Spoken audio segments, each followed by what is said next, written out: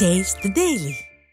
2025 ஆண்டின் முதல் சட்டப்பேரவை கூட்டத்தொடரின் 3ஆம் நாளில் அண்ணா பல்கலைக்கழக மாணவி பாலியல் வன்கொடுமை விவகாரம் தொடர்பான கவன ஈர்ப்பு தீர்மானத்தின் மீதான விவாதத்தில் ஸ்டாலின் அரசை கண்டித்து அதிமுகவினர் வெளிநடப்பு செய்தனர்.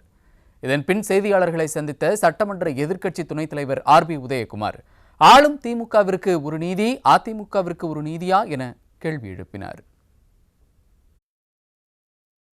பாதிக்கப்பட்ட பெண் புகார் தெரிவிக்கிற போது தொலைபேசியிலே செல்போனிலே அந்த சாரோடு நீ இருக்க வேண்டும் என்றும் 3 ஆப்ஷன்களை முன்னிறுத்தி கொடுக்கப்பட்டதாக பாதிக்கப்பட்ட பெண் புகார் தெரிவிச்சிருக்கிறார்கள்.